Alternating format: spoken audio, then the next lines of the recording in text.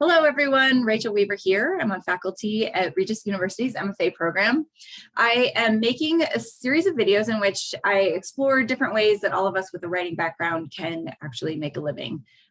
So today, Staci Amend is with us. Thank you for being here, Staci. I appreciate your time.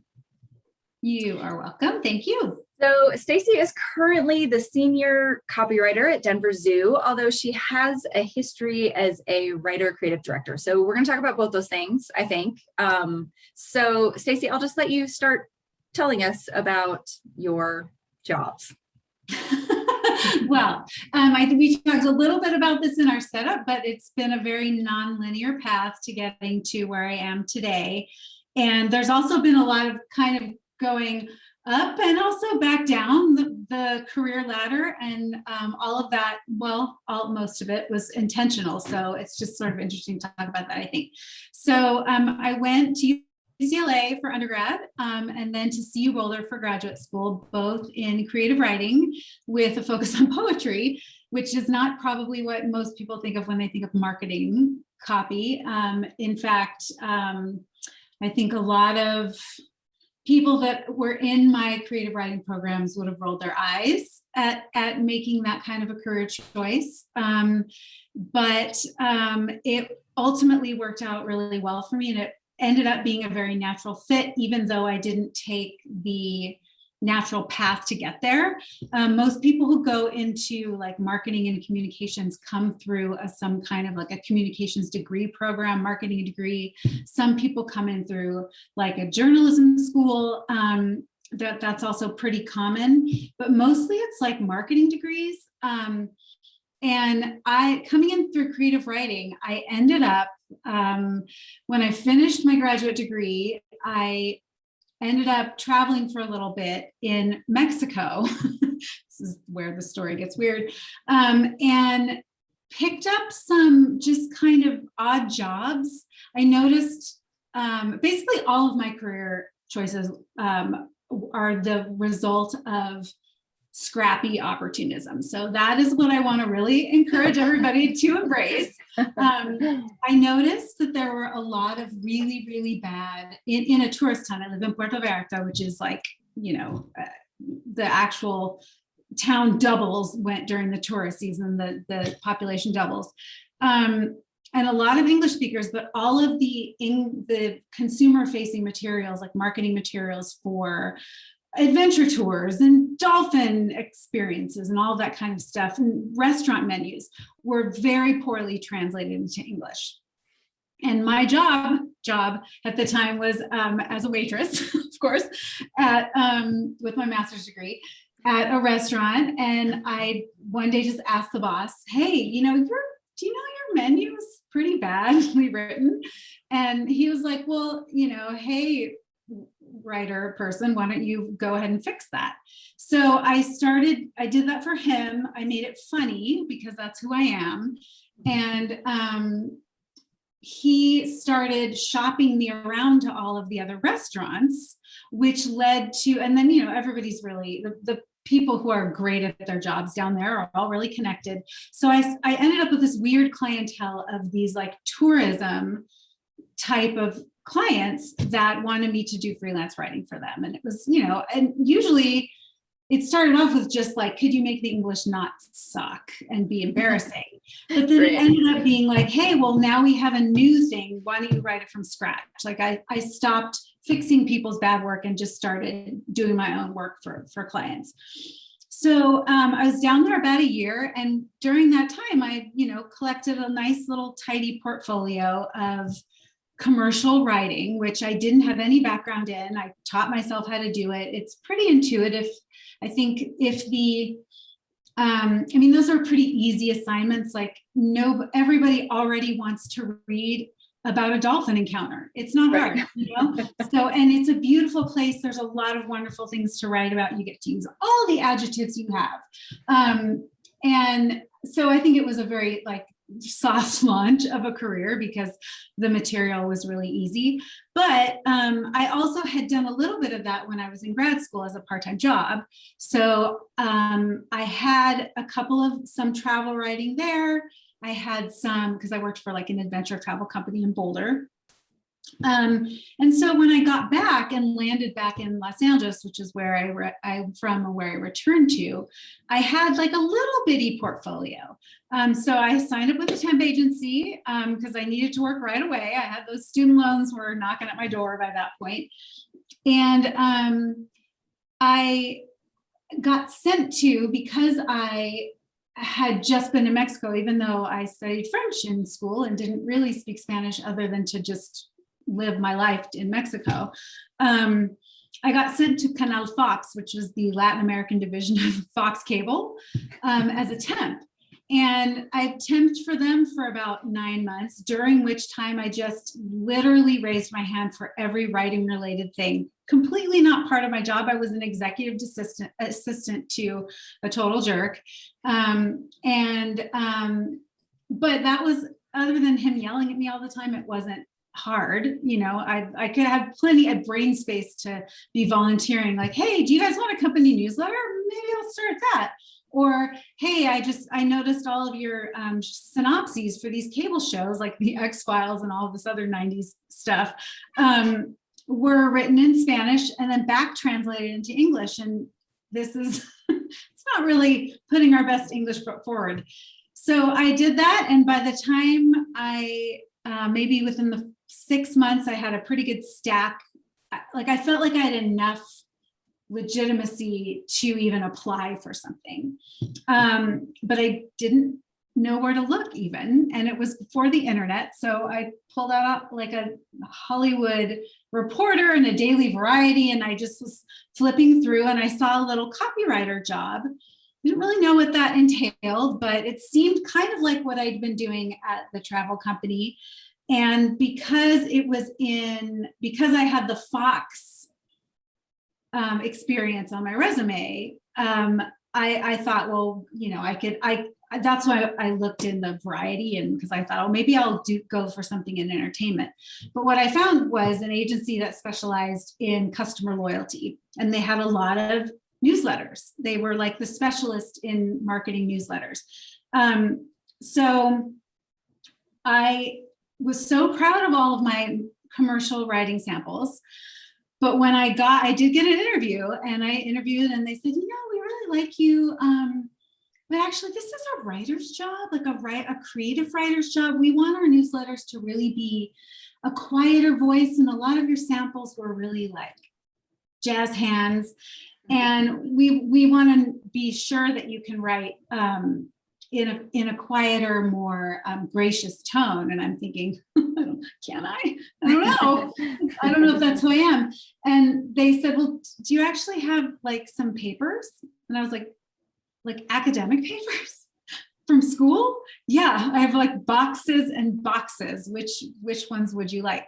So that was the more backup that they wanted, which was weird and very lucky for me. I just happened to have fallen into an agency that had like real career creatives as a leadership. A lot of, like, if I would have had a art director, creative director who interviewed me instead of a writer, creative director, they wouldn't have really cared about that probably, but I was lucky to fall in with like my people totally. So anyway, I got that job as a baby copywriter. I was 27, I think. So older on the older side for a baby job, like entry level.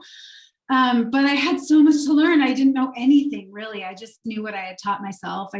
I really didn't know anything. But I stayed with that group of people for 10 years. And that agency they're the company that coined the term CRM, customer relationship management, on which entire softwares are built today. A lot of that is done digitally. It was a really, really good experience for me. After 5 years, there was I was with that same leadership, I should say, for 10 years. After 5 years, in the middle of my tenure, a little thing called 9/11 happened, and all of our clientele was based in the tourism and travel industries. And the agency is still around today. It's kind of a shadow of its former self, but I ended up, the leadership went elsewhere and, you know, took me with them sort of. So I stayed with them for about 10 years. And then when I moved here to Denver, about almost 15 years ago-ish, I decided to go to make the shift to a general agency because I wanted the opportunity to work more on branding versus just loyalty. Like, I mean, it was great at Brierley. I worked on United Airlines and Vail Resorts and a lot of really household names in that space. And at the offshoot of Brierley, I worked on PlayStation and really amazing, fun brands. It was doing copywriting for all of those. Yes, doing copywriting for all of them, and gradually working up from copywriter to senior copywriter to associate creative director to creative director of copy, which meant that I supervised a team of writers and designers. And then I moved out here, took a creative director role again, kind of went back into the placemaking space because I had a ton of background with, you know, trying to get people to go places. That kind of niche has served me really well. I've stayed with it for a really long time. I, as I told you earlier, have weathered a bunch of recessions and some layoffs and companies that have shuttered their doors. Denver is a little bit of a smaller market than Los Angeles, but I was able to also, coming out of one of those recessions, I saw an opportunity to take a combination role of creative director and executive editor at Wild Blue Yonder, which at the time was Frontier's in-flight magazine. And because I'd worked on the United Airlines newsletter, I had sort of an airline background, but not an editorial. Like, I had zero experience in editorial. It's a totally different kind of writing, but they needed someone who was also able to lead the design of the magazine. And so that was a very, very lucky little find, and actually launched an entire other wing of my career, which is editorial, which I still do some freelance work for. I've done a lot of freelancing for the Colorado Tourist Board and related tourist, like Chicago related official visitors guides and that kind of travel writing around the country, which has been really great. And I have a question. Would you say that that's a pretty typical sort of pathway to go from copywriting to creative directing? Is that kind of how it goes? It depends. I think it depends on the kind of writer you are, but even more on the kind of leadership you have. Mm-hmm. I had my bosses, both my creative director and then the group creative director who was over both of us when I was at Brierley, came from writing backgrounds and had come up on a leadership track and just kind of were also very visual thinkers and mm-hmm. very detail oriented. And I think you can't be a creative director if you don't really care about the visual side of the things or have a natural aptitude for it. It's not like I know Photoshop. To this day, I still have never bothered to learn it. I probably should. I say that every year and then don't have time. But I think it's a combination of desire to like interest in that side of things. Mm-hmm. There's a lot of people that just kind of peak out at senior copy director. There is also a role, or I was going to say senior copywriter. There's also a role that's like copy director, which is kind of like a creative director, but only for the writers, or copy chief is it's sometimes called. And that in an agency setting is kind of like until you get to the C-suite, like VP of creative, which you probably won't be unless you have an opinion about design and copy. But a copy chief is a perfectly wonderful like career terminal role, I would say, for aspiring agency type writers. Mm-hmm. And then where were we? Should we talk about how I ended up at the zoo? Sure. It's such a weird thing. So So I peaked out at like VP of creative. I moved around, bumped around at a few agencies, and I did the magazine for a year, but of course, because the year that was the year that Southwest was trying, well, not Southwest, what's their names? Eastern? I can't remember. Someone was trying to acquire Frontier. And the agency was also going under. So I came to like lead the ship, and everything was like sinking around me. It was a really great job. And I'm glad that I did it so that I could learn how to do editorial and also manage a magazine. It's like the most fun. But I didn't end up staying there very long because everything was falling, that entire industry was falling apart. So after that, I mainly freelanced. I dabbled a couple of different times in corporate, and it wasn't 100% my thing. I think one argument for corporate as a career building tool, and what I mean by corporate is like taking a job, not working for an agency which serves corporations and other different businesses, but going directly to work within as a writer or within the marketing department of a corporation. Mm-hmm. I did that with eBags, which was another travel focused company here in Colorado. And an argument for that is I think that coming up on the agency side, you really only learn you almost always only learn the creative side of things, which is great. I'm definitely a career creative and a creative minded person, but you don't necessarily learn the entire marketing arm of that, which is what channels should, like, we made this beautiful thing. It's smart, it's funny, it sells the product. How are we going to get eyeballs on it?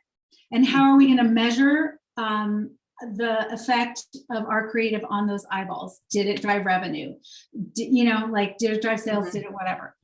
Did it perform? And I didn't like going into corporate. I was a very senior level employee and had none of that.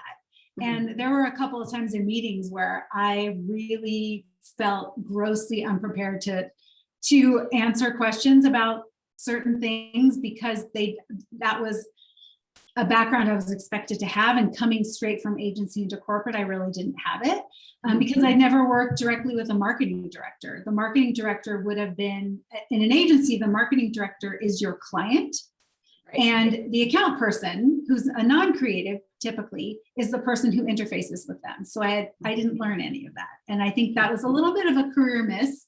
So I might recommend people dabbling in corporate a little bit just so they get the metric side. I think it's a lot easier to do that now, especially since everything is so heavily digital. It's none of your results are a secret anymore. It's like almost being delivered in real time.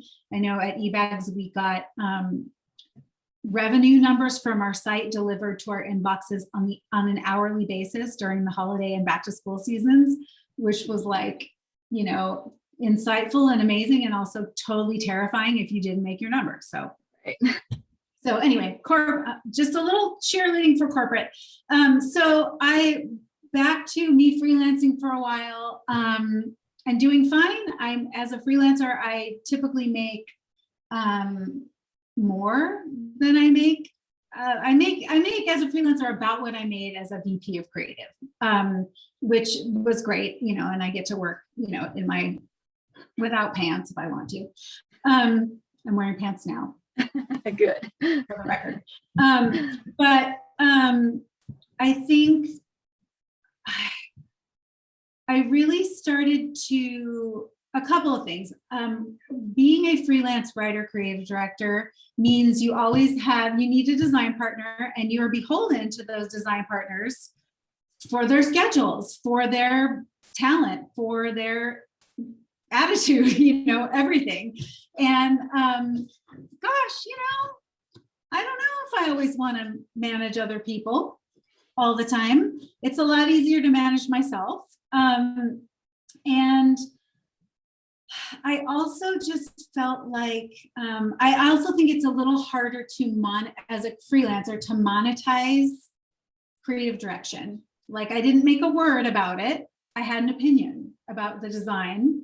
And so for clients, that can be hard to monetize. So I found that I was actually making more, just spending less time just doing the writing side of it. And then while I was kind of thinking like, oh, should I just stop? Should I just only do writing? My clientele was about half and half, where I was like taking on these huge branding projects and launching like a whole skincare brand, for example. That's another like weird little niche I work in. And then one of the baby designers from a company who worked for me at a company like 5 years ago said, hey, he was working at the zoo. He said, hey, Stace, there's a copywriter job, a part-time, 3 days a week copywriter, not senior copywriter, not director of copy, not just like the part-time. But also you're freelance, so you probably could do it and mix it with the other clients. This is actually where you want to be the rest of your life. And he knows me, he's, you know, half my age, whatever, but like we have like kind of a big sister, little brother relationship. And he's like, you want to be here, you need to come join me. And I was like, all right, I'm going to apply for it. He's like, just to set expectations, there's already been 300 applications. The job's been open for 2 hours. And I was wow. Oh my God. So they closed it actually after 300 applications. And, but that role, even though it was super part-time and not super lucrative, and definitely, as I mentioned, a couple of rungs down, like clinging to the bottom rung of my personal career ladder, it was actually a really juicy opportunity in that I knew from reading the job description that that person was going to need to be able to do like 75 different kinds of writing. And that I thought to myself, who else in town is going to do that? Like, there's so many, that actually does really need to be a really senior level writer, because they need to be able to do broadcast television scripts. They need to be able to write a script for Kathy Sabin when she, you know, hosts your gala thing. They need to be able to write tiny little non-glamorous banner ads, or redo the website copy, be able to understand enough Spanish to know when things are embarrassingly wrong, which has happened a few times. And just every single kind of deliverable, from huge billboards to wrapping a tuk-tuk that goes around downtown during the All-Star baseball games. We did animal butts. They were awesome. But I looked at the job description. I was like, I actually have a chance for this, because I don't think there's going to be a ton of people that can literally check every box. And so I went in with the attitude of, I can do this. And I think the naive thing that I thought was, I definitely want it more than everyone. And that is definitely not true.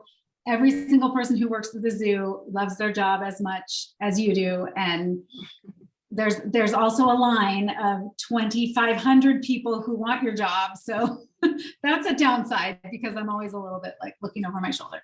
But anyway, I took this part-time job. Eventually it got, after about a month, I called a lunch with my boss, and I was like, so, hey, I actually want to be carried out of the zoo in a coffin. That's how long I want to work here. How can we make that happen? I know that, and I also need to mention the zoo we're celebrating our 125th anniversary this year. I'm the first full-time writer. They've never had a writer on staff, and I'm actually not even full-time. I went from 3 days a week. Now I'm 4 days a week, and I'm waiting for budget approval. It's going to be a couple more weeks, but I'm hoping to be full-time, like 5 days a week, in January.